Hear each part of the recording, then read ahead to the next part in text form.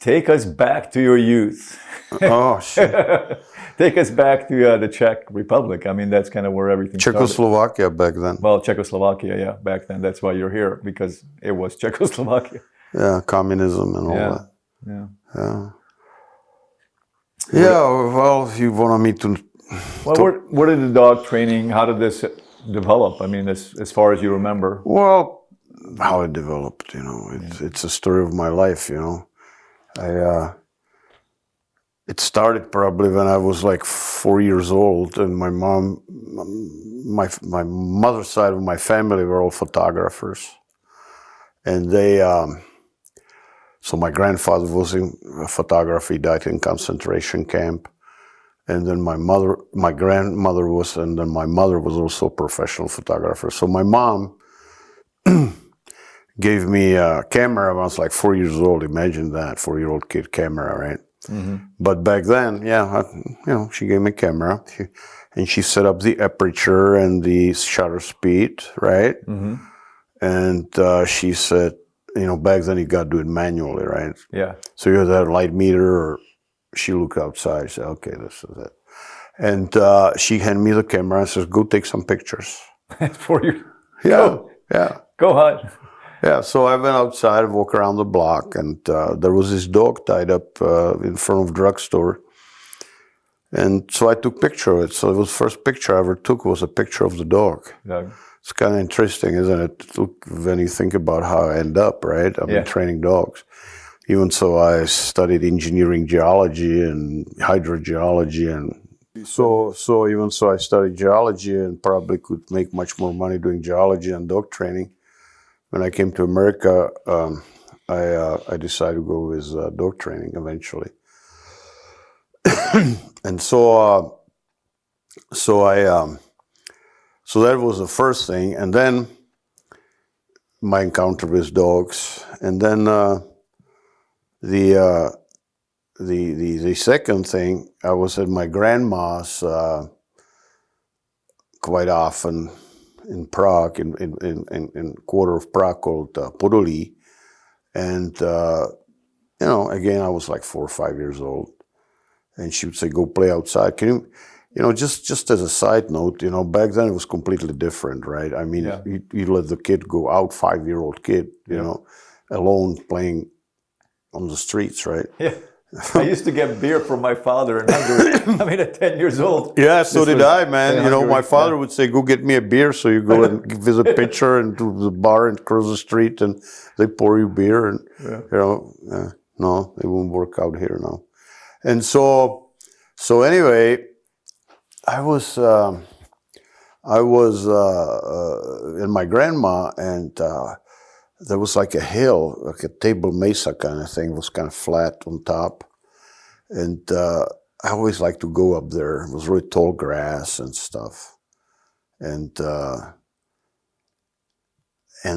one day I came up there, and there's these guys with this German Shepherd. It was bicolor German Shepherd, I'll never forget it. Kind of a little longer hair, right? And suddenly I see this guy start running away, and he has this huge sleeve on his arm, right? I didn't know what the heck it was. It was the first time I've seen anything like that in my life. Yeah. And then and the guy ran, and he turned around and shot the gun towards the handler, right? And the dog run and hit him, knock him down, and all that, and they did it like 2-3 times, and I thought it was fantastic. Yeah. I was 4 or 5 years old, right? Yeah. And I guess that's what impressed me, And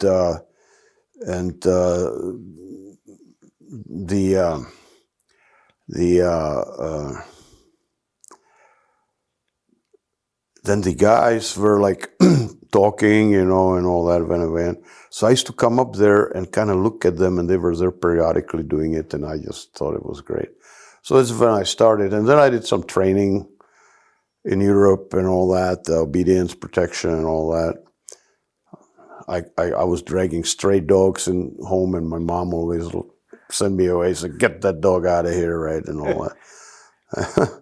Anyway, make a long story short, then I came to America, you know, and I had some experience in Europe, but then I came to America and I was working for oil exploration company, and that was during Carter era, which, you know, and there was a shortage and all that, so I got the job working there.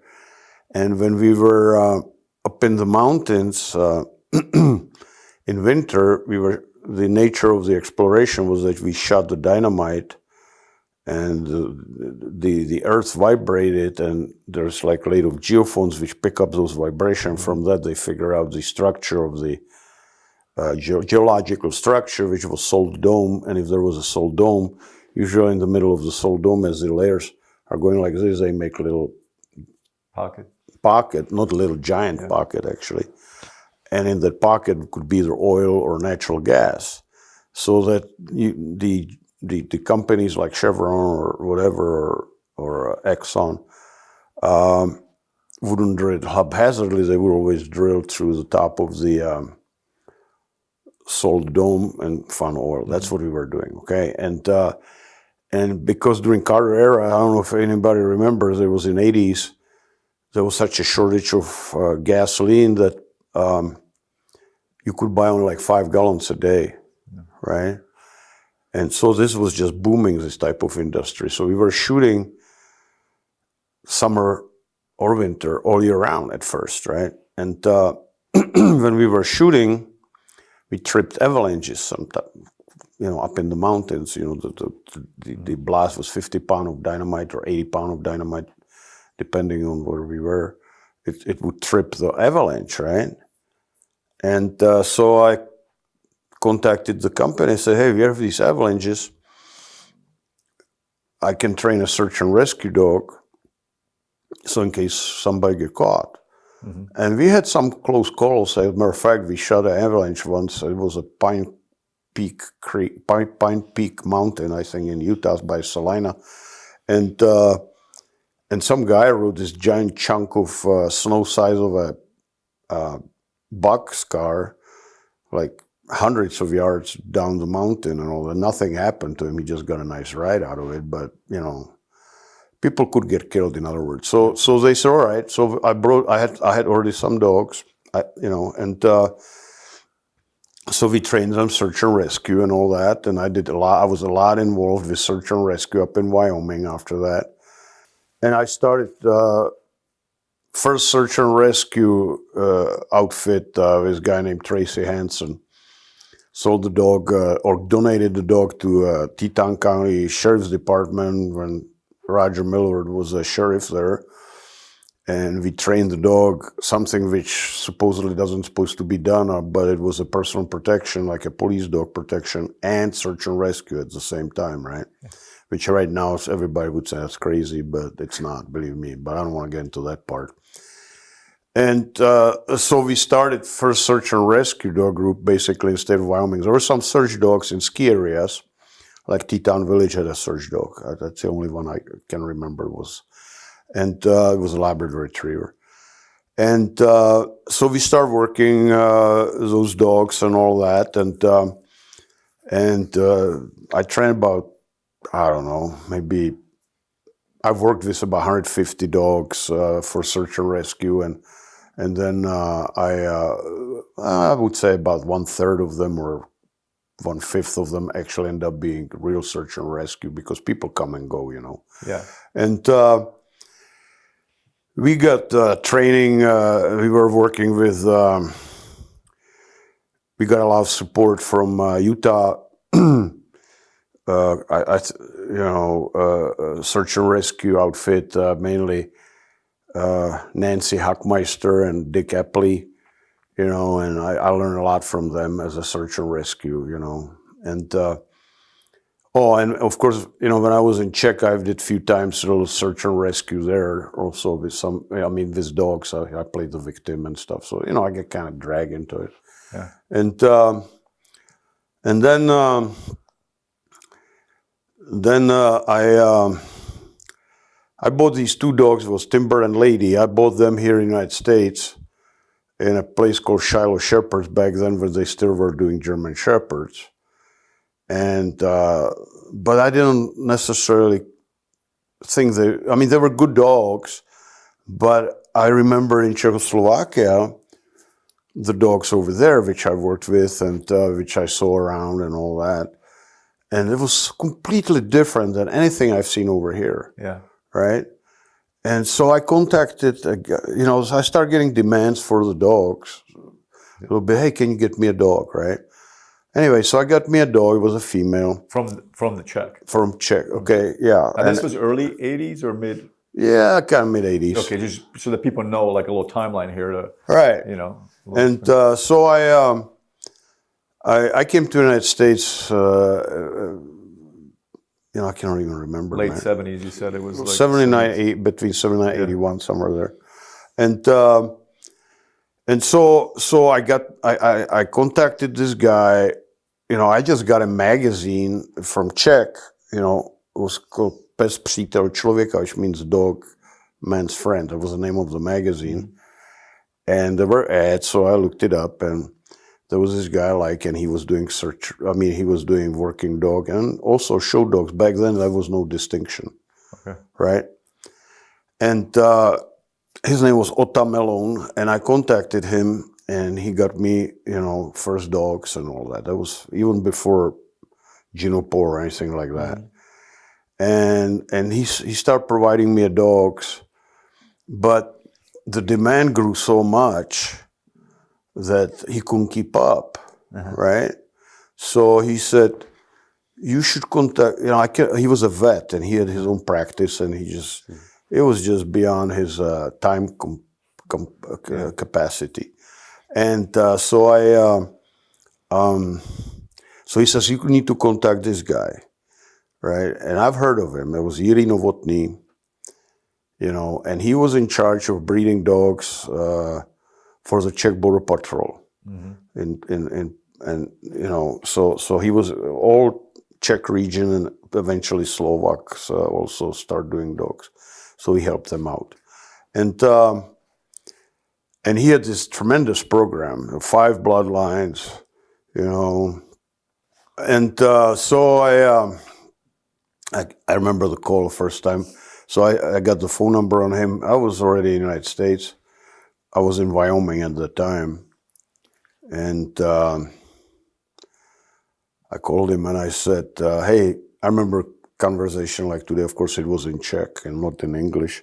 But I said, hey, I know who you are.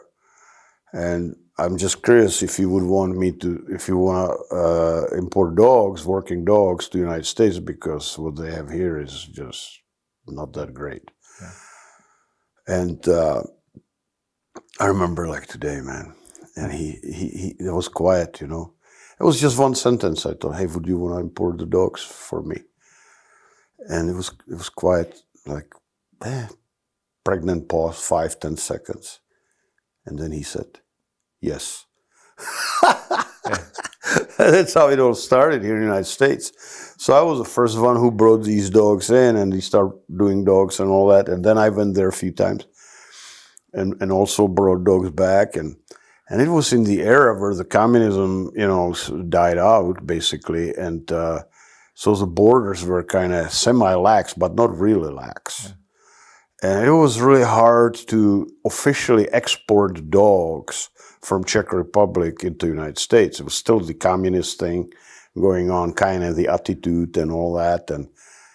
And so we smuggled the dogs, right, to Germany, because then ship from Germany back then was no problem. Today it's no way, man.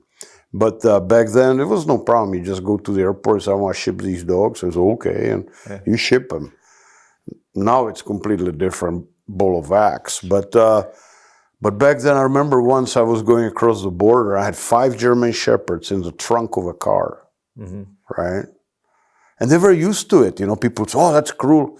No, that's how people in Czechoslovakia were transporting their dog. You open the trunk and say, hop in. So, oh, we're going for a ride, right? And they thought it was great, And so once we smuggled 8 dogs. I had 5 in my trunk, and my friend had 3 in the trunk. And we were going across the border, and we come to this, and going across the border back then, you know, it was this like 5x5 little stand, and inside was the custom officer. And you pull over in front of his window, you know, like when you go to a factory, there's this, you know, guard. Yeah. And there was not even anything, right? Like a gate or anything. Like a hut. Yeah, just a little hut size of an outhouse, you know. And he would sit there and look at me and says, "Give me your passport." So I gave him my American passport because I was citizen by then. And he looked at it, and my heart stopped, right? Just started, beat it really fast, and then it stopped, you know. It was just like scary shit, right? I mean, imagine, I can't even picture what would happen if you would say, "Okay, well, open your trunk," right? And look, and there's 5 dogs laying there like sardines next to each other. Or if the dogs would decide they're going to start fighting in there, you know, or something. Oh my God. And yeah, I was crazy. I cannot believe it. You know, now when I'm saying this, you know, I almost thinking, well, I'm making it up, right? There's no way I would do such a thing. Well, the wave was through, and it was good, right? And then my friend went through the same stuff. Just wave us out, you know. "You can go, sir." So thank you. You know, just like when you go to California, you know, have that. Can you imagine now, man? You go on border, it's like, oh God. And you know, so that was that, and I've done that a few times. And but you know, the 5 dogs in trunk was that was the biggest smuggling operation I ever made, you know. And but again, let me go back to, you know, people who think it's cruel. And these dogs, they were basically always transported that way in Czechoslovakia. They would, you know, that's just how it was. And I remember when I already was in the Phoenix, and they would send me dogs, there's no way I could open the trunk of my car with dogs being around there, because they would all jump in because they thought they were going to go for a ride, you know? Yeah. So you guys did that, and yeah, so I was doing mainly the search and rescue up in Wyoming. And that was fun. And my heart is still in that. That was great. And I was on several real searches and stuff like that. And, you know, it was not just training. And then I moved to Arizona. You know, a friend of mine says, "Come on to Arizona," you know, and I used to work seismic, the oil exploration with him. So I came here with my no, I'm sorry, I'm making a mistake. I went to New York to train dogs for Shiloh Shepherds because, oh yeah, I forgot the best part of my life. There, when I was living up in Wyoming, what happened was I was really poor, so I started training dogs on the side, obedience mainly, and behavioral modification. And I was working in a ski area as a chairlift operator and maintenance on smoking. And then and I was minimum wage. Back then, minimum wage was like $4.10, right?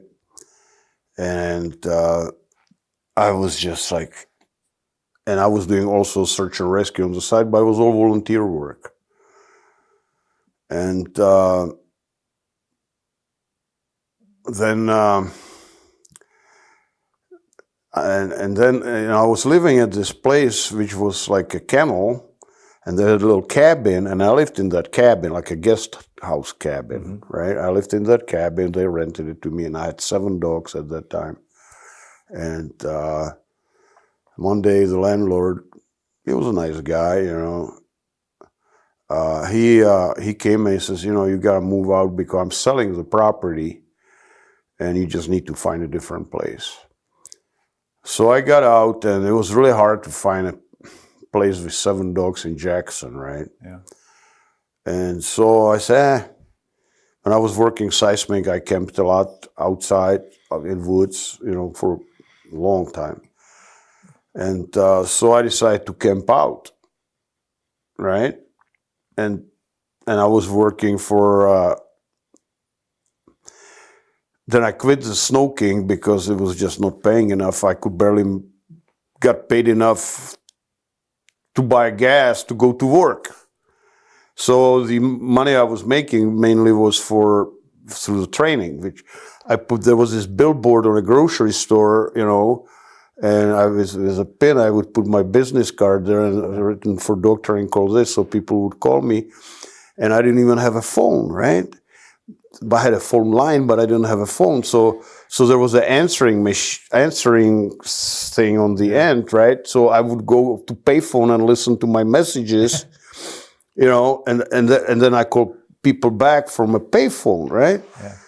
That's how I was starting, right? And I trained probably quite a few dogs, 100 maybe or whatever there or more, and then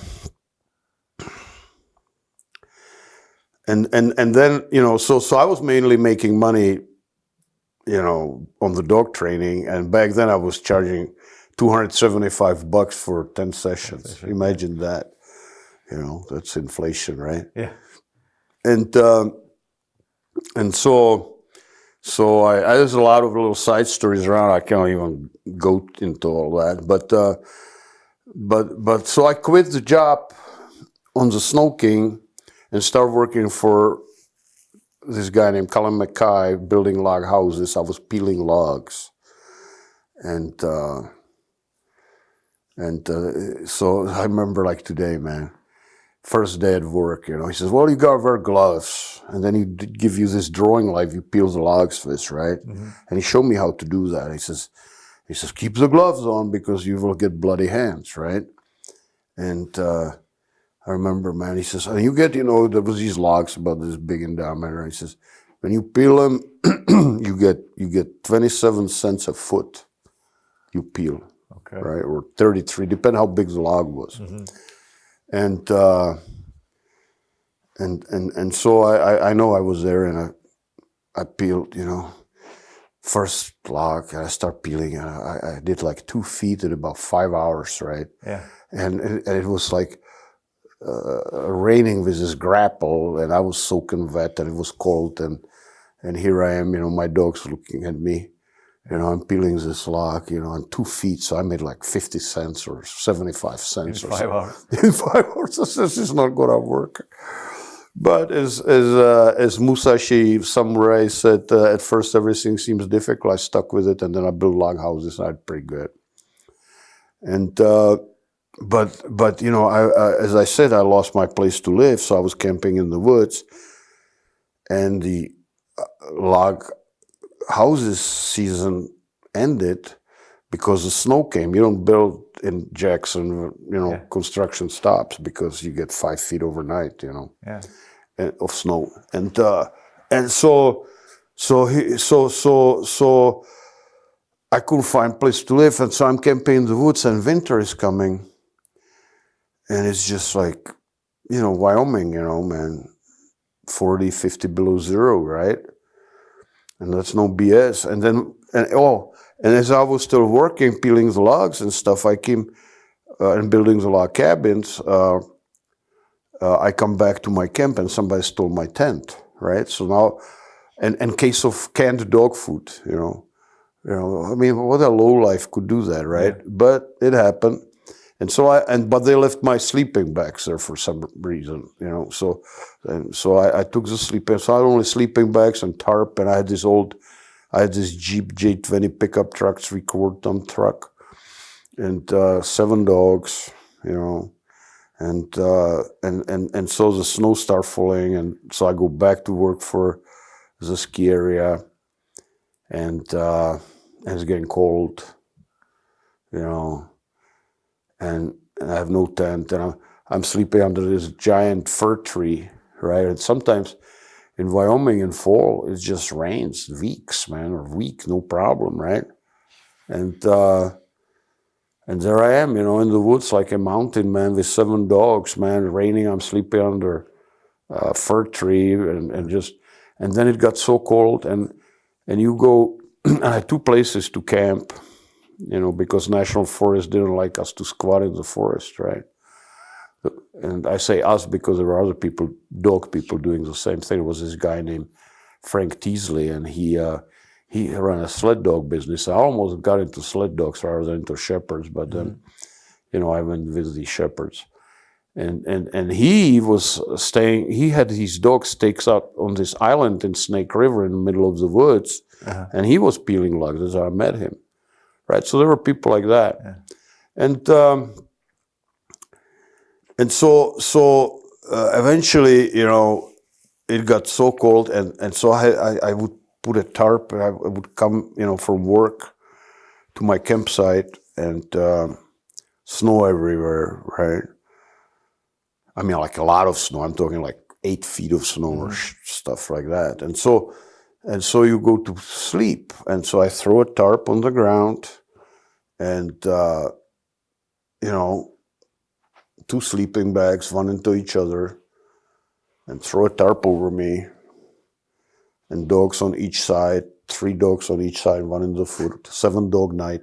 And you fall asleep, and it was cold. I'm talking, literally, 40, 50, Jackson may not hit 50, but I was sometimes up in Teton Pass, sleeping up there on top, and it was much colder up there because it's the elevation difference. And so I remember you wake up, right, at the middle of the night and want to go pee, right? And you think, oh, it'll go away. No, it wouldn't go away. So you get out of this sleeping bag in 50 below zero, just in shorts, right? And pee, and come on, hurry up. You want to go back into the sleeping Everything bag. is freezing. And as you're laying in the sleeping bag, you have this little hole, looking at the sky, and you can see the moisture, not snow. Yeah. The moisture Crystal. freezing like little microscopic needles. Normally you wouldn't even see it, right? But in the moonlight, you can see it glittering in the air. It was, I don't know if I'm describing cold enough with painting good picture with my words, but man, it was cold. It was so cold that some of the coldest nights, as you lay in the sleeping bag, as your moisture evaporizes from your body, it freezes on the inside of the sleeping bag. So if you move, these chunks of frozen moisture from your body is falling back at you, And there I am, Why? Because I had 7 dogs and couldn't find place. And people said, well, why don't you get rid of your dogs? Right? I said, well, they're my family. They were like the only family I had.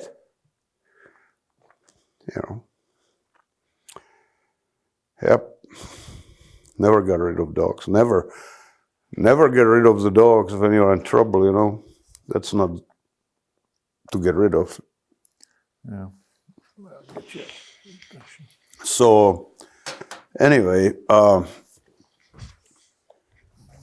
yeah, here we go again, right? You inherited this from your mom. Yeah, that's right.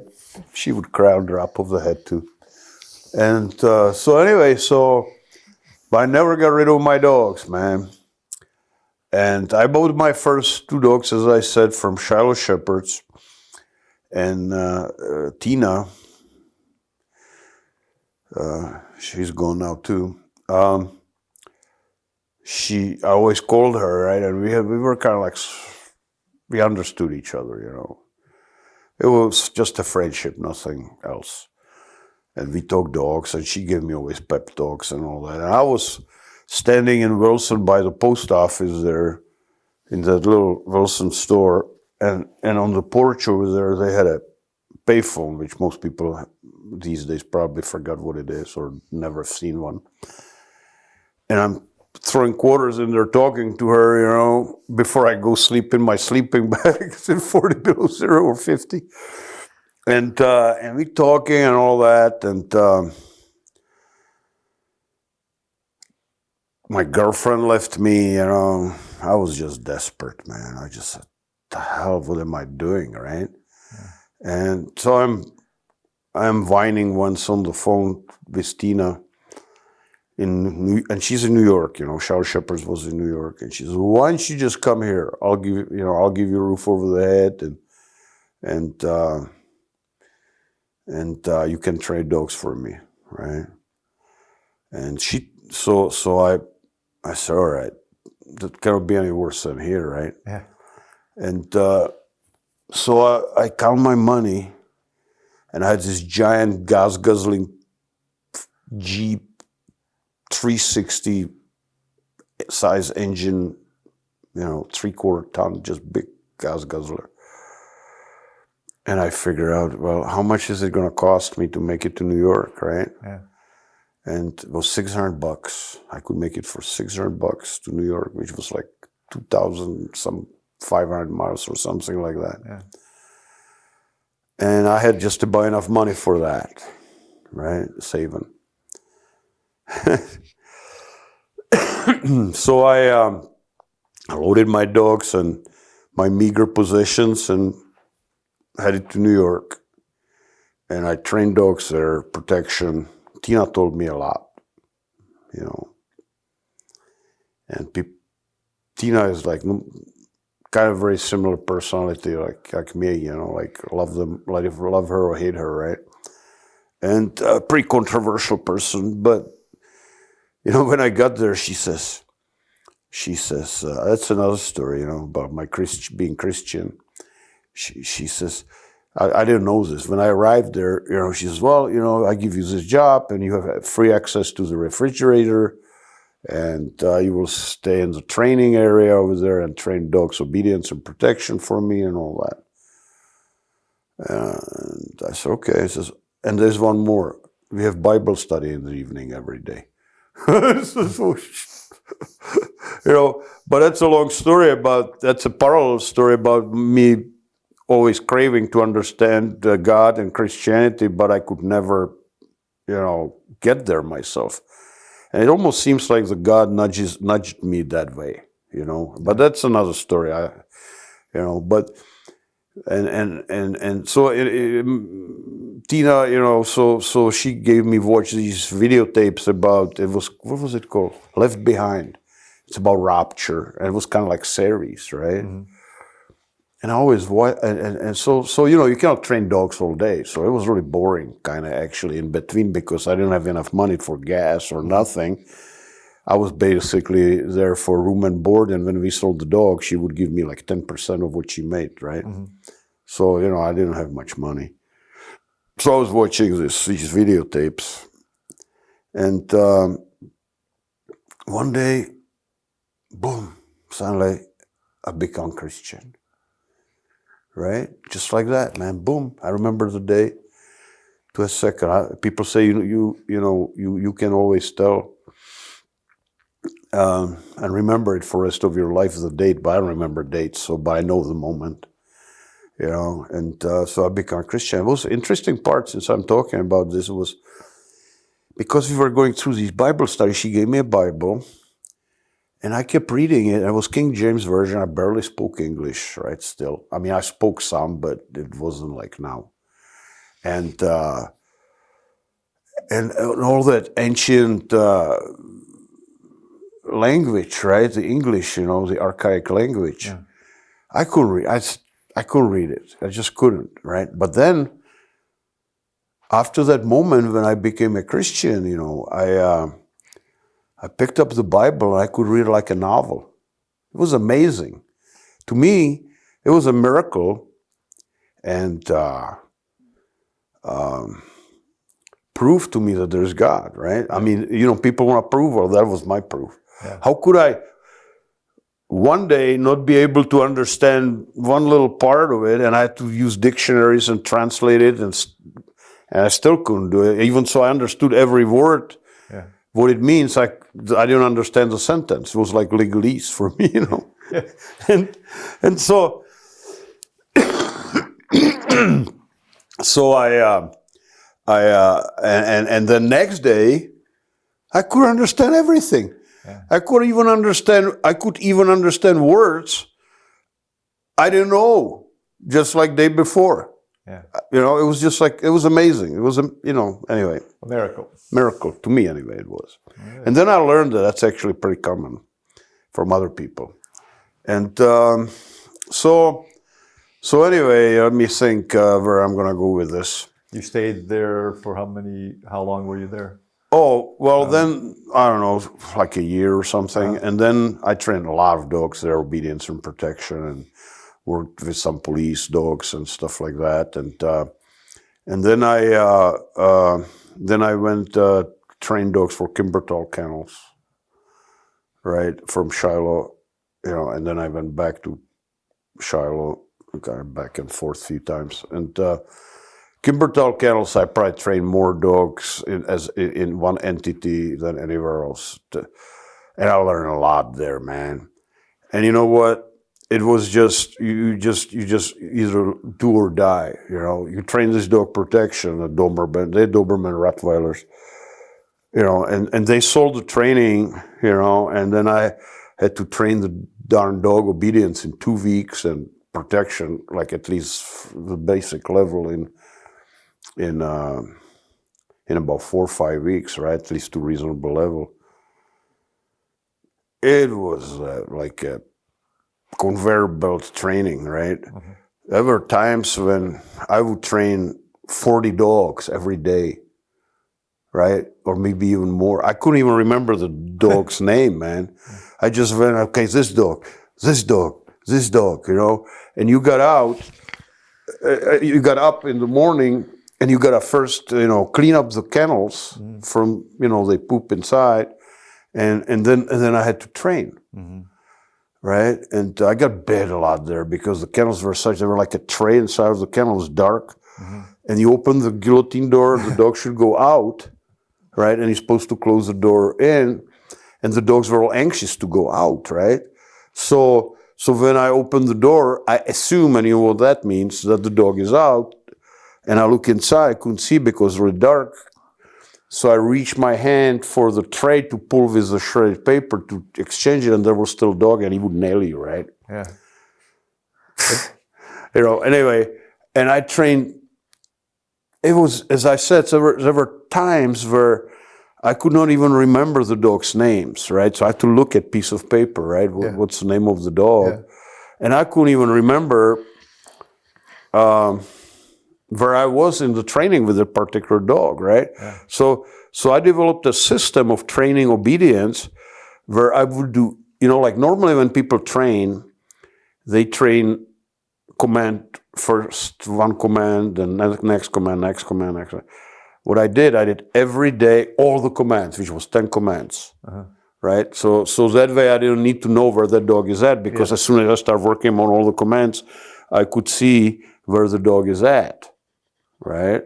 So I developed this system like that so I don't have to really remember. And that's why I can now pick up a dog and just put him on leash and within literally 15 seconds I'll tell you where that dog is, okay? And so I learned a lot there. Shiloh was a lot of dogs, but Kimbertal, it was a factory, man. And they had good dogs. I don't want to tell anything much wrong about Kimbertal kennels, okay? I learned a lot. I learned about dog business over there. I learned about training and all that. And, all the training I ever done was, I just basically learned on my own, right? And I remember when I was still in Jackson, going back to that, I said, I need some guidance how to do this commercially because I kind of knew how to train dogs from Europe, but I didn't have a system. I mean, I'm talking 1980 something, right? What is it, 40 years ago, right? And so I remember I was so broke, man. And there in Jackson, on the square, there was this huge bookstore, and there was this book. 2 books. One was called Collar Method of Dog Training, and the other book was called Understanding Your Dog by Michael W. Fox, right? And I said, I want these books. And they were like, one book was like $28, the color method. And the other book was like, it was just forbidden. I remember I would be like a little kid looking at a cake in a candy store. Drooling. Yeah. I said, I need to buy these books, and I was saving money and all that. Yeah. And so I bought the color method, and then I got the understanding, dog, and all that. And the understanding of your dog is strictly positive stuff, good stuff. I liked it. And then the color method, was the positive, negative, out of drive training, which a lot of people poo-poo on these days. But that's another story. I will have different videos on that. And but what was good about the color method of dog training, besides, regardless of this, what the system teaches, was that it gave you structure, what to teach first and next, and the order of the commands, regardless if you train 1 week this command, next week that command, or if you train all commands at the same time, as long as you've done them in certain order. There's certain order. Mm-hmm. And that was what helped me a lot, that order of the lessons. And so when I was in Kimbertal Kennel, going back to that, I applied that system, and we had a lot of dogs, as I already mentioned, and that's where I trained hundreds of dogs, probably, right? I'm telling you. And those dogs would stay there for 2 weeks for obedience, and I had to put all obedience on them. Sit down, stay, come, heel, 10 commands, in 2 weeks, in 40 dogs, right? That's crazy. Yeah, But you do that after you clean the kennels, and then in the evening after you feed, right? Yeah. After that you feed, So you were so busy, you were not even you were thinking, but just working. Well, what I was thinking about is to most usefully and efficiently to train the dogs. Mm-hmm. Right? Because if I would not be efficient, there's no way I could have hacked it, right? Yeah. I know people now, they take your dog in and they charge thousands of dollars, and they take 2-3 dogs in the training, or 4 maybe, right? Yeah. No, I had minimum 8 and as much as 40 or even more dogs every day. Yeah. Yeah. And I was there for long, not year, but I don't know, 8 months or so, whatever. But in that 8 months, you put in so much knowledge. Right. So and it was the commercial type training, but commercial doesn't necessarily mean bad, right? Yeah. It means you gotta be efficient. You gotta do it right, because if you lose your temper on the dog, you're throwing the training backwards. Weeks, Mm-hmm. So the dog is like, oh shit, who is this guy, right? Mm-hmm. And so you got to bond with the dog, do things right. You cannot screw up. You got to do everything right, so you can, it works. It gotta work. Yeah. Because if it doesn't work, then the dog stays there about 2 weeks, and boss says, hey, what's going on with this dog? He should be out of here, right? Mm-hmm. By now, and all that. So then. So they liked you there because you were. Yeah. Things were happening. I mean, it was all Bob Yarnell. Yeah. It was a crazy place, but I learned a lot. I learned probably more about dogs there than anywhere else, as far as business and as far as being efficient and think, because nobody ever told me how to train dogs. I had no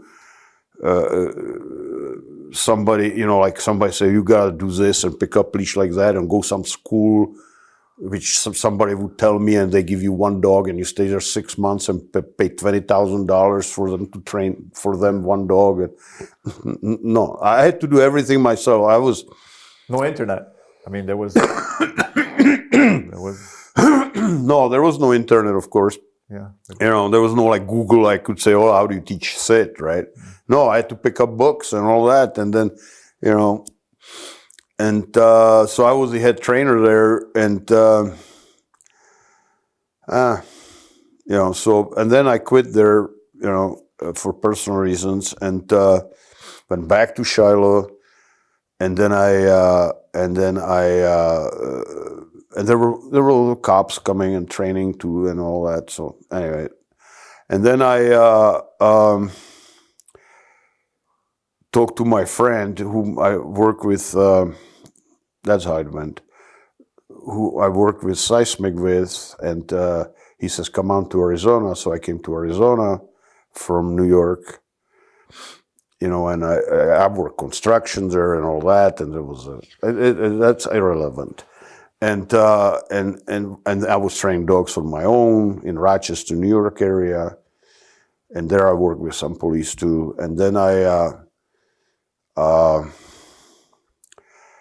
talked to my friend here in Arizona. I came back to I came to Arizona, pulling my 25-foot trailer, and I parked my trailer in front of his house with about 8 dogs. You know, I moved into his house, and his wife was just like, right?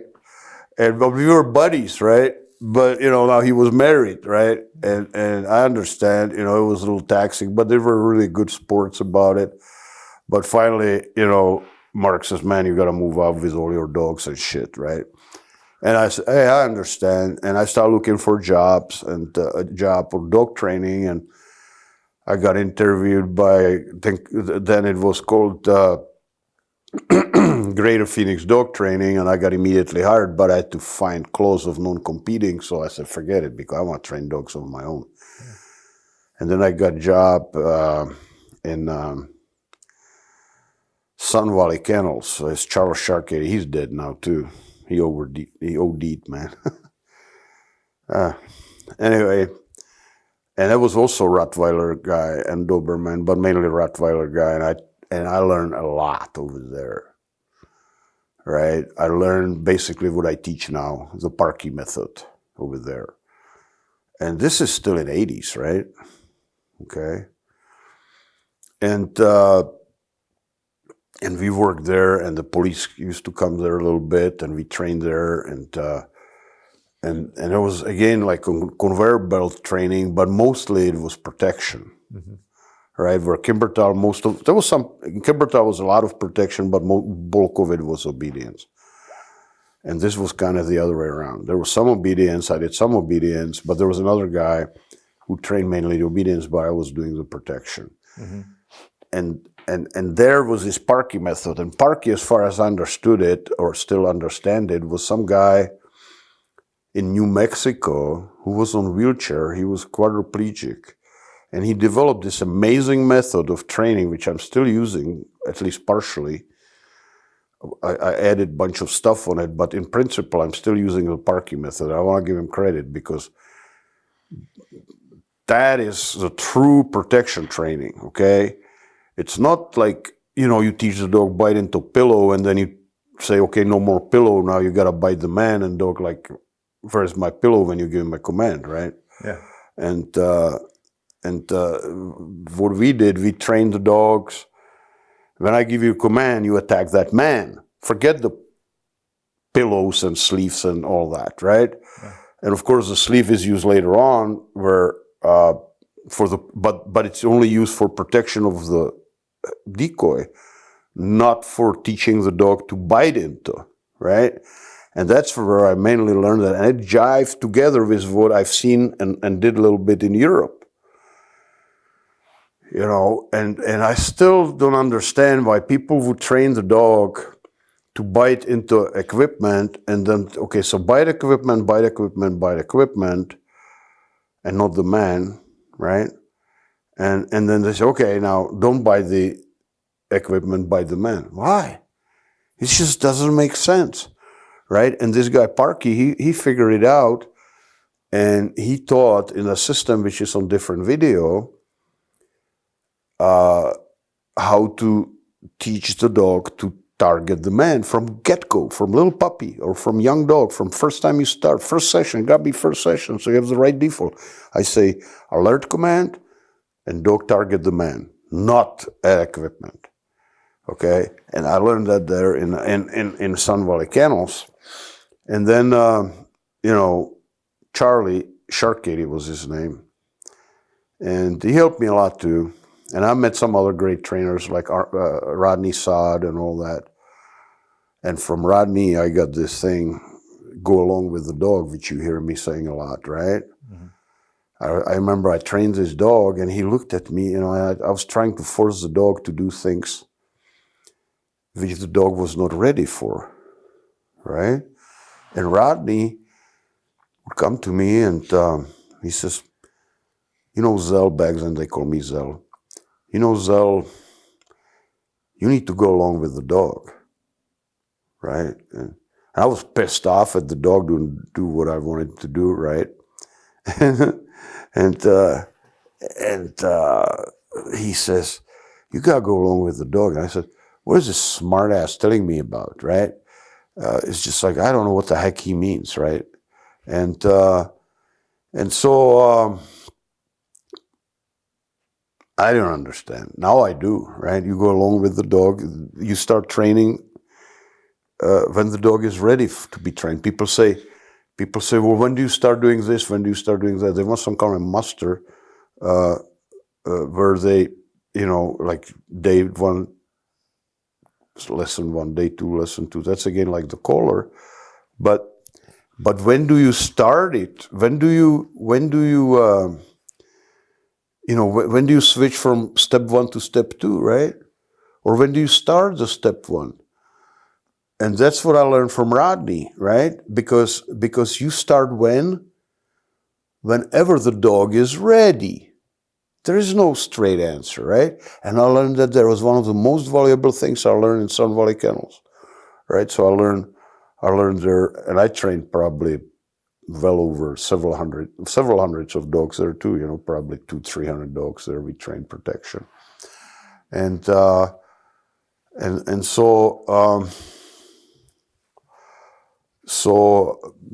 that's one of the milestones or pylons of my training, right? And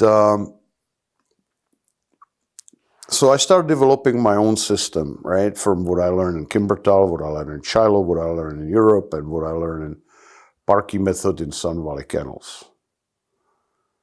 And it was very, you know, so in other words, I never really had anybody telling me to, you know, taught me how to do it. They just say, you do it, you know, and so I got to try to figure it out, do it, right? And that's where my training attitude comes to, right? And I would urge people to do the same. Don't just do blindly what somebody tells you to do, right? Or don't discard the dog just because the dog doesn't fit your training method. You gotta modify it, because later on, going back to Sun Valley Kennels, I quit because Charlie was involved in drugs. I mean, he used drugs a lot, and eventually he actually died because he OD'd on heroin. Okay, and so I started training on my own. You know, that was tough too. Again, I felt like I'm in the woods camping in 50 below zero, but I've done that, and that toughened me up. So hey, I've been through worse, right? So I couldn't find a place. Back then I had like 12 dogs, right? And I quit. And then where you go? Because I lived at Sun Valley Kennels, still in my 25-foot trailer, right? And so where am I going to go? You know, imagine you're Phoenix and 12 dogs, and where are you going to go? I mean, you're standing on the street, right? And I remember, you know, now I read about Cesar Millan. You know, I love Cesar Millan's story, okay? People talk crap about him, but he was kind of similar like me. You know, he didn't sleep in 40 below zero, but he slept under a bridge somewhere in LA or wherever it was, okay? So he started similar way as I do. He's an immigrant. I was legal, he was illegal, but otherwise we were both immigrants, right? So I love, you know, so anyway, so here I am, and I moved to a town called Laveen, and I couldn't find a place to live, but I found this property where it was a shell of the house, just 4 walls. There was a restroom, there was toilet, shower, but nothing to cook. There was water there, but the water was horrible. I mean, you couldn't drink it. You couldn't even give it to the dogs. It was just so hard that if you would put like a water in the dish and it would dry up in heat, if you get there, it was like a layer of salt. It was just horrible. And since I have a geology background, I knew that minerals, because there was like volcanic rocks around, that must contain a lot of arsenic. So, I was afraid to even take shower in it, okay? And and I found this place, and this guy, he let me live there with my dogs. And it was like 16 acres, kind of deserty. It was right under South Mountain in Laveen. There's nothing around. Now it's all developed. And so I lived there with my dogs again, like that. And I had about, it varied, but I had like 16 dogs at that time. And I was already importing dogs at that time from Europe. Since Wyoming, I was. And again, I didn't get rid of any dogs just because I was in trouble or something. But why I'm saying all this is the hardship I went through was I couldn't afford ever in Shiloh, in Kimbertal, for Charlie working for Sun Valley Kennels or whatever. I could not afford not to train dog, especially when I was on my own. Because I couldn't afford, literally, financially, I couldn't afford to turn anybody down. Yeah. And I learned to train dogs to do protection with 95 to 95% minimum success rate. Where, like, these are true numbers. I read on Canadian Mounted Police, they have their own training system and breeding system. They breed their own dogs and train them from the pups and all that. And I read their story, and they say they 1 in 40 dogs, and I've heard from other people here in the United States, 1 out of 40 dogs can be trained protection. 1 out of 40, right? And because of temperament and because they're training, right? And I talked to my partner Yuri in Europe, who was training and mainly breeding dogs for the Czech border patrols, pohraniční stráže. And I told him that, and he says, if I would have such a success rate, that 1 in 40, they would send me to uranium mines. You don't survive more than 4 years if you're lucky there. Yeah. So anyway, I was just forced by reality of survival to pick up a dog and train it, right? So when you say alert command, pozor, the dog turns on and it's serious. Mm-hmm. Now, I had several levels of the training, and level 1, was just to turn on. I would say 98% of the dogs I could turn around, look convincing that they will bite. And by the time the session, the level 1 was done, the dog was ready to do level 2, which would be bite work, right? On leash. And then you have bite work off leash, and then you have multiple attacks, building searches, and stuff like that.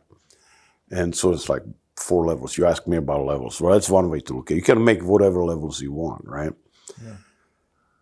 But this is the way under what levels I was training. So I would say 98% could do level 1, about 95% could do level 2, which is bite work on leash. And long distance, probably 80% could do that, or even more. But that's just, I don't have a record of it somewhere. But, you can take it to the bank that it's pretty close, what I'm telling you. And so... So I trained, I learned to, under stress of reality of survival, I learned to be efficient in training dogs, do the right shit. Because people wouldn't pay me if I wouldn't do what they want. They want results. They want results. And I couldn't afford to turn any dogs down. Yeah. I couldn't be like Canadian Mounted Police, who gets government paycheck. No matter what, right? I could afford, that's just no way, right? But I see it these days, trainers go and they say, oh, no, this is not a good dog, you know, or they try to put a round peg through square hole, you know, and it doesn't fit, so this is a bad dog, right? No, I couldn't do that. You know, when I was in Shiloh, there was a husband of Tina. His name was Gary Levesque, and he says, you know, when I see it's not working, and he was a good dog trainer. He was an asshole, but he was a good dog trainer, and I kind of liked him, right? And he would say, he was kind of skinny guy, smoke one after another, drink a lot of coffee, and he would tell me, you know, he watched me training, you know, and he would say, you know what, if it doesn't work, you know what you need to do? You need to stop. Just stop and sit down, make yourself a coffee, light yourself a cigarette. Of course, I never smoked, except in high school, I smoked like 2 cigarettes. I said, it's stupid. And he says, and just think, why is it not working? You see, just try to figure it out on your own. And that's what I always did, try to figure it out on my own. That's why my methods are maybe slightly unorthodox or unorthodox, but they work because of this background I have. And I don't care if whatever I've done, search and rescue that way too. You know, I had to figure it out. Mm-hmm. There I had some kind of a guidance by, as I said, Nancy Huckmeister and Dick Epley and all these guys from Utah. Mm-hmm. But you know, most of it was I was figuring out myself. And so I always figure it out myself. It's not like that I said, well, I do it because everybody does it that way. Mm-hmm. I don't have a clue how everybody does it. Yeah. You know? In a way, no internet, lack of information did you a favor. That's right, exactly. Because you had to be creative. Yeah, I had to, man. You know, otherwise, there were times in my life where either I was eating or my dogs were eating, literally. I mean, I'm not kidding, man. I went to grocery store and I look at this bag of dog food, cheapest dog food, which is slightly above sawdust. And I would look at it, was $11. It was some kind of a weird brand, not, you know, generic stuff, right? $11 bag, and I was, of course, there was inflation, right? So it would be like today, like $20 a bag, but still, right? And I looked at it, I said, well, I gotta feed my dogs, right? I didn't feed them yesterday too much, so I gotta but I'm hungry. You know, I mean, I've been in that situation many times, and I couldn't afford. Why I'm saying it is, I couldn't afford to turn training down. It had to be success. The dog had to work. Dog had to be reliable. I had to fix the behavioral problems because that was my bread and butter, the behavior problems. And I had to train the dog protection, you know, and I wanted them to go from level 1 to level 2 so I can make more money. You know, I couldn't, I don't have the comfort of saying, well, your dog is a piece of shit, just go get yourself, I'll sell you another dog, right? Plus, I think it's immoral, right, to do that. Yeah. And you see it all the time these days. Yeah. So, you know, and then later on, you know, I started a bunch of canine programs with hospitals and schools and you know, did explosive detection, which is not that much different from search and rescue and all that. And then I got a little better and started selling puppies, and I provided for myself without being stressed out. But it was for financially stressed out. But it was based on me sleeping under a tree and want to get out of there, right? Yeah. I know, it was great, actually. You know, I mean, I have the best real estate in the world. I mean, I was sleeping by the bubbling brook, you know, and Tetons over there, and you know. Now there are YouTube videos of people. You were doing it way back. Yeah. You had to, but yeah. Yeah, and I was, you know, and I appreciate it. It was great, and it was trout in the creek, and I woke up in the morning. I was moose walking through my camp. Yeah. You know, I mean, it was great, you know, one way, right? It was great memories and built me tough, so that you know, you gotta do what you gotta do. Don't quit. Yeah. You know, and train, you know, and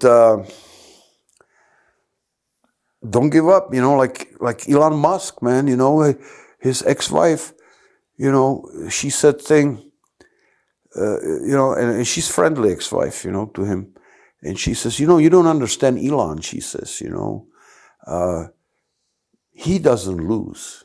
He never quits until he wins. And Elon Musk came to the United States when he was 17, I think, or whatever. And that's, and look what he done with himself. He came here with his family, with his parents from South Africa, and he had nothing. So I can kind of see parallel. I'm not Elon Musk, unfortunately, but the principle was the same. You just don't quit. You just do what you need to do. And you may ask people what to do or not to do, but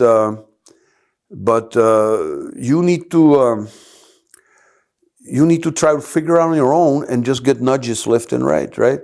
Like, and then I got a lot of it. Hans doesn't, he tells everybody how to train dog, and he never even got a title on the dog. I said, okay. So, I started doing PSA, and, because I like PSA, right? It's a good sport. And I forgot the year, 2005, I think. I was second in nationals in open, right? So I said, okay, that's good enough for sport. Now when people say, Hans, you never put title on the dog, I say, hey, I put titles on dog and PSA, and I was second in nationals, so everybody shut up. So, but that's the only reason why I did it, and sport, I'm not talking against sport guys, okay? I'm just saying I have that experience, and I think sport is great if that's what you want to do, but it's not personal protection. Even so they call it protection in sport, it's not protection, okay? But that's another story again. But I've done sport too, and I learned a lot in sport, okay? A lot. How to utilize a prey drive mainly, right? And how to make dog work in drive in obedience. Because up to that point, I was only training out of drive, which is better way for everyday life, but it won't get you anywhere in a sport, right? Because in sport, dog needs to be in drive, so he prances and looks pretty, right? But he's not reliable in everyday life, right? Because he's doing it for cookie and or toy, and if you don't have cookie or toy in everyday life, and he sees a cat, or if you even have a cookie or toy, what's a more valuable reward for the dog, to chase a cat or you having a cookie? I take a guess you have one, right? And so for everyday life, which basically I was always training up to this point practically, and I got involved in sport for two reasons: because I want to shut people up saying that I never put a title on the dog, and second of all, I recognize that in sport there's a lot we can learn from sport. I mean, there's tremendous amount of stuff which you can learn in sport, okay? Just don't mix sport with real life stuff, okay? I developed these methods which are applicable to police work, right? Yeah. And in police work, what's the difference between law enforcement and police and personal protection, right? Law enforcement and personal protection. What's the difference, right? Basically, I can refine very simply. In police, they want to catch back the guy who is running away, and now and then the dog also needs to protect you when the bad guy is coming at you. So most of the training is going this way, right? There's a bad guy, there's a dog. Okay, and even the cops will say, yeah, our dog's supposed to catch the guy and hold him for us. That's why they want a firm bite, right? Where in personal protection, it's the other way around, right? You're walking through the park and somebody's coming at you, right? So that's the difference, right? So you teach the dog to protect you. That's a defense drive, running away. It's a prey.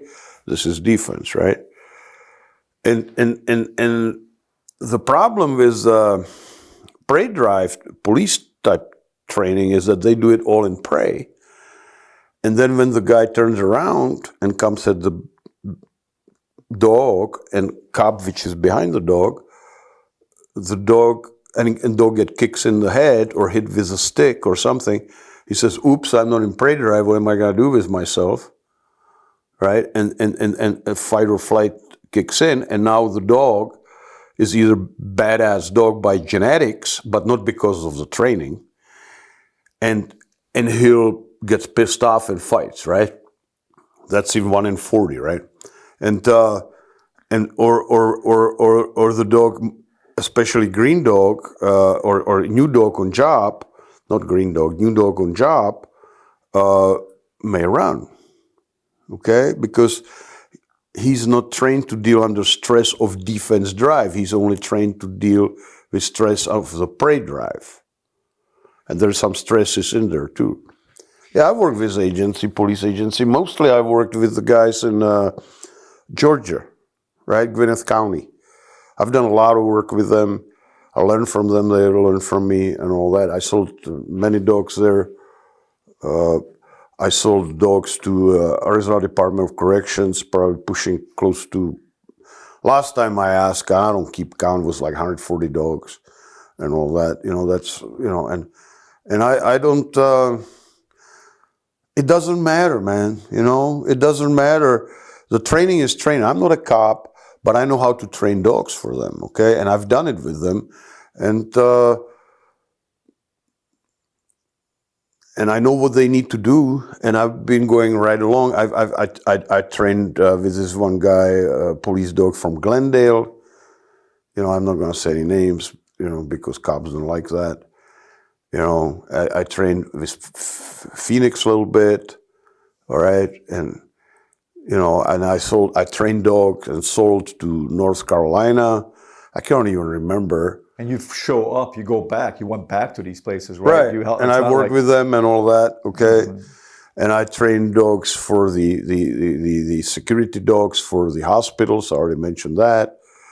Tucson, Scottsdale, Phoenix, 2 hospitals in Phoenix, Maryvale, you know,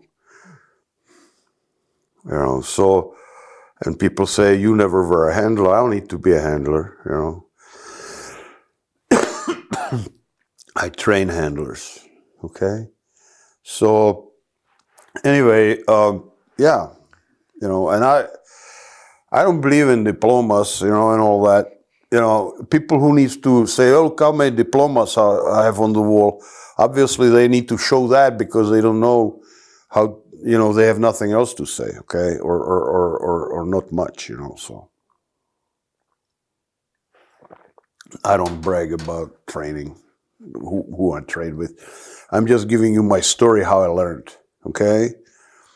And I applied it with law enforcement. I trained with Teton County, Wyoming, you know, dog, you know, and his name was Blitz. It was one of the first dogs here in the United States I trained. His name was Blitz. It was Tracy Hansen, you know, yeah. So, no, but look, I don't want people focus on who you've worked with. So I want you to focus on how you can learn and how to be better dog trainer, and you know I talk to people all over the world when I train dogs, you know, and sometimes I say, hey, you know, because I'm not a cop, you know, I don't know. I mean, I have a good understanding of what they're doing and going through because I've been around, all right, and I've been like when I was in Georgia. And work with these guys in Gwinnett County, I would be there for weeks, several times over, right? And I've worked with them. I've walked around, I drove along with them, and I see what's going on, and I could understand that stress and all that stuff. And so I know what they need and all that. And I'm not, as I always say, I'm not a cop. I don't know how to arrest person. I don't know, or I would, you know, I would have to learn, but I don't know. I don't know how to serve a warrant. I don't know how to do felony traffic stop. I don't know. That's not my, but I know how to train dogs. Okay? And I can train the dogs for the police department, and then they can modify it for themselves to, to fit their needs, their legal liability rules and stuff. And mainly what I'm training is, I'm training the art of martial, kind of like martial arts, because the dog is basically a weapon. It's a force multiplier, just like the samurai would have a sword, you have a dog, okay? And I want you to use it. There's specific techniques you need to use. You teach the soldier to use those techniques and then leave it up to them to apply it in a battle, which a lot of it depends on their psyche and stress of the environment and all that, which, it's kind of hard to imagine unless you've been there. And I understand that. All right. And I've been there a few times, in my own sorted life, so, but I'm not going to get into that. But, so I know how it is, to get shot, and I know how it is to get attacked in anger. But, so I know you get rattled and things suddenly turn, psychology, the psychological stress is difficult to simulate in training. So I know all that. But just because you don't know how to simulate that, you need to have the knowledge how to do it, and then how you deal with it on the job when you're a cop or something. That's a different story. But you gotta have the right techniques, right? And I may upset a few people now, but I think today's techniques are not efficient, right? And because so far, even the highest of the dog trainers who have credentials and all that, when I ask them, they say they will hurl names on me. But when I ask them, tell me what I am teaching wrong, they cannot do it. They just can't. So far, and I crave somebody tell me, yeah, hey, maybe you need to adjust this or that. I'm totally open-minded to it because that's the only way I can learn more. Just like I learned stuff living under a tree in Wyoming, I still want to learn. I still want to be better, okay? But I'm running to the point that all people can do is just, if they disagree with me, they just insult me, right? You're an idiot, or you are, you're a fraud, or you are, what the heck, they told me, a coward, or you should be banned, or stuff like that, okay? I mean, okay, well, fine, I already know that how horrible person I am. Just tell me something I don't know yet, okay? Something about the training. I would like to learn. I would like to be better trainer. Why don't you teach me? Nah, nothing. Nothing. You don't get nothing. I'm not saying there's nothing there, but, more you know, lonelier you will get. And less people can give you advice, And that's how you find out when finally you get to the point that there's just very few people who can help you to be better in something. You realize you're getting old, which is no fun. I'll tell you that. Yeah. But I was blessed through all this so far that I've always done what I love, right? Hardship or not, I wouldn't change a damn thing in my life. Okay, I would not, maybe some things, but not really, I love my past life, When I was living in communism, I was most afraid of that you have life aligned. You go through grammar school, high school, college, get a job, retire, die. I hated that perspective. I said, there's got to be more to life than that, right? That's how I end up here.